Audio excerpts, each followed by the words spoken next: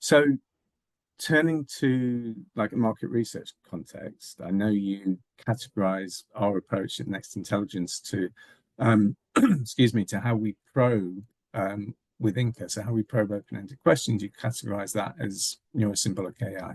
Tell me more about that, and how does that work? Sure. So let's go back to first principles. What does it really mean to ask follow-up questions in a manner which combines intuition and rationality? And of course, that's exactly what a good qualitative researcher does. If we were to look inside their head in the middle of a conversation, perhaps we might see intuition playing the role of suggesting relevant questions that might lead to valuable insights, or even connecting with the participant. And rationality might be playing the role of checking that those questions are appropriate, not leading, phrased in a methodical way, etc., following the research objectives. So Inca Smart Probe does the same sort of thing. The language model is basically provides the semantic associative machinery that's needed to unpack what a participant has said in response to a question, and then generate candidate questions based on high quality examples. So just as critical to good probing is the choosing of the relevant examples, or determining which elements of a response are most important, and then choosing between you can think of various questions that you might come up with. So then choosing which one is going to be the most effective, and also making sure that it's not unprofessional or unethical. All of that is kind of working in conjunction in Inca Smart Probe. And it has those built in under the hood. And so then also it exposes some of those as features which human researchers can control.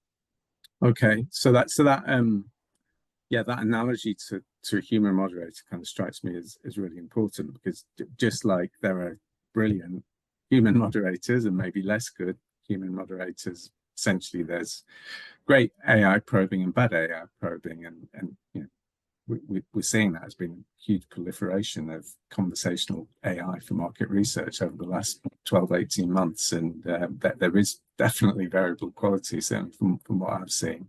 And I suppose we can think of it as anyone, any human can ask questions, but being a great moderator actually requires a lot more than that. It requires training, it requires skill, it requires domain-specific knowledge, and the same's true in terms of using AI to ask questions in the market research context, based on what you're saying. So I guess if you are a potential user of conversational AI, therefore, it's really important that you don't think, okay, there's AI probing and all AI probing is going to be the same. So you need to be kind of digging into how it works, how it's constructed, but most importantly, actually trying it out and testing it and seeing kind of how effective the probing is in different contexts. Good, thank you. So can you maybe talk a bit more about some of the advantages, other than kind of what you talked about so far? Because I know there's other advantages of your symbolic approach and creating better probes versus sort of something which is more purely driven from just a large language model approach.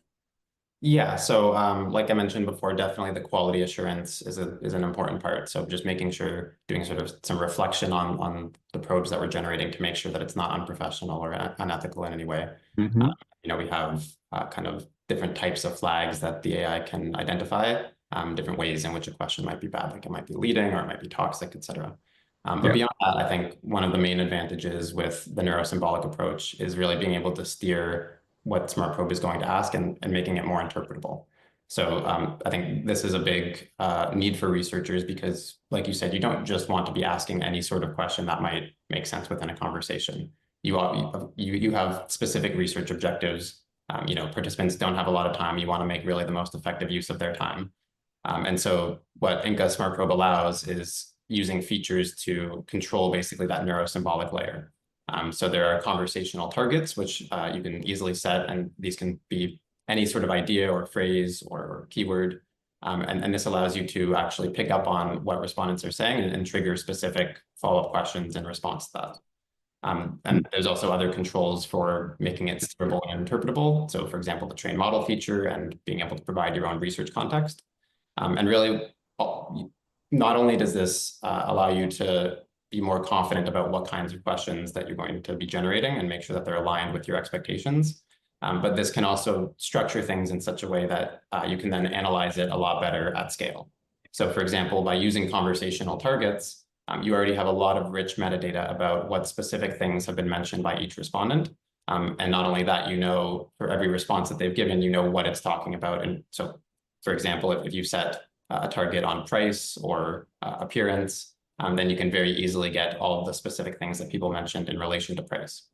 So those are, I think, two very powerful benefits that are introduced by the neurosymbolic approach.